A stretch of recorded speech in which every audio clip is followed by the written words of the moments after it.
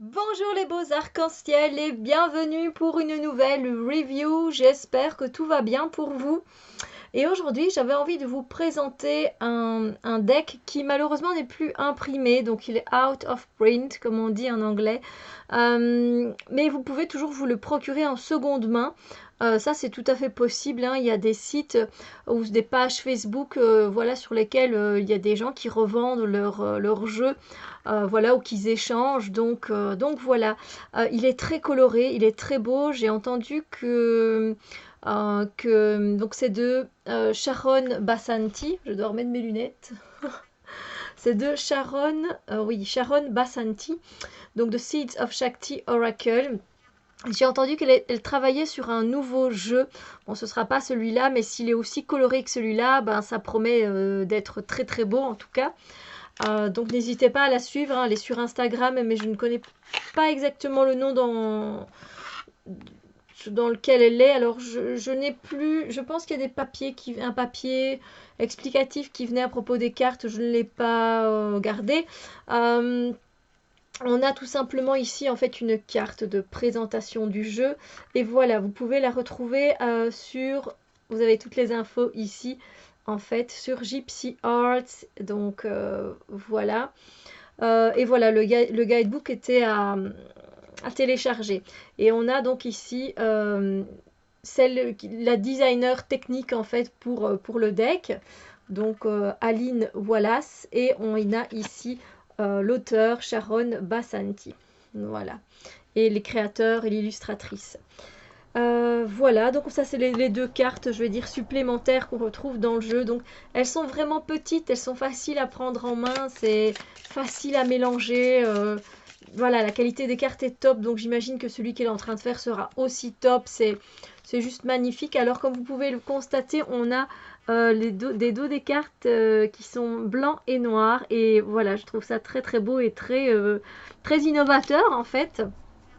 Alors, c'est un jeu que j'ai depuis pas mal de temps, évidemment. J'aime beaucoup m'en servir, autant pour la méditation, parce qu'on peut tout à fait, voilà, méditer, par exemple, avec un mandala. On peut méditer avec l'univers. On peut méditer euh, avec un chakra, si on le désire. Donc, c'est très très intéressant. On peut faire plusieurs choses. Je dois dire, si voilà, vous tombez sur cette carte-là, vous pouvez peut-être vous faire un thé, une infusion. Voilà, vous voyez, c'est voilà, on peut l'utiliser de plusieurs manières. Donc voilà. Alors on a aussi une carte extra qui n'est pas nommée. Et tant que je tombe dessus, je vous la montre. Donc c'est la, la triple déesse. Hein, donc voilà, très belle carte. Donc vous la verrez peut-être passer par la suite, mais c'est pas grave. Alors, c'est parti. Donc, à chaque fois, on a tout simplement le mot-clé au-dessus et ensuite, on a une phrase clé en dessous et c'est en anglais. Et les tranches ne sont pas colorées. Voilà. Et je trouve ça vraiment très très beau. Enfin, j'adore, hein. Vous savez, quand c'est coloré comme ça, moi, ça me parle beaucoup. Marigold, c'est les fleurs de souci. Calendula, je pense, si je dis pas de bêtises. Donc, on retrouve évidemment les 7 chakras pour pouvoir travailler avec. On a ce côté évidemment qui est très hindou. Voilà, de Banyan Tree, c'est l'arbre sous lequel Bouddha a reçu l'illumination. Voilà. On a aussi donc, comme vous avez pu le voir, l'éclipse. Et ici maintenant on a la pleine lune. On a donc des déesses. On a la déesse Kali, ici de la destruction, je pense, mais aussi de la reconstruction également.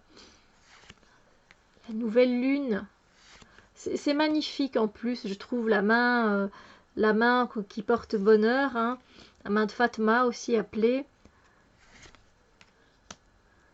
Alors ça, je ne sais pas exactement c'est quoi, et vu que je n'ai plus le guidebook, je ne sais pas vous dire. On a le bol tibétain, le bol chantant, méditation, méditer, fleur de lotus. Donc c'est super, je trouve. On peut travailler de différentes façons avec ce jeu-là. Il y a la tortue. Ah oui, ça c'est aussi une des cartes qui parle pour moi d'alignement des chakras, clairement. Voilà, donc c'est une autre carte en plus. Alors vous pouvez soit vous connecter avec les phrases clés, soit avec ce que vous voyez sur la carte, tout simplement. Voilà, la vache sacrée, l'encensoir, carte que je vous ai montré tout à l'heure qui est en plus aussi. Vous voyez Diwali, je ne sais plus exactement ça concerne quoi, donc je vais pas dire de bêtises. Voilà, je l'adore, c'est un favori depuis tout le temps et je suis sûre que ça restera un favori pour très longtemps.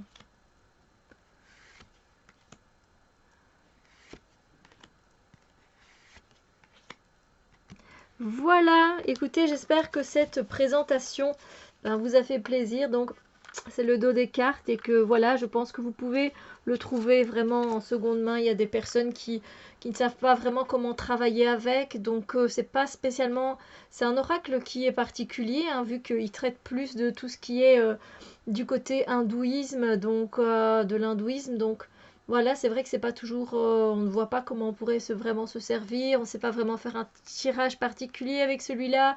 Enfin, si, justement, on sait faire un tirage particulier, mais peut-être pas assez général. Donc, je pense que vous pourrez le trouver facilement. Sur ce, je vous souhaite une magnifique journée et je vous dis à très bientôt pour d'autres vidéos. Bisous lumière!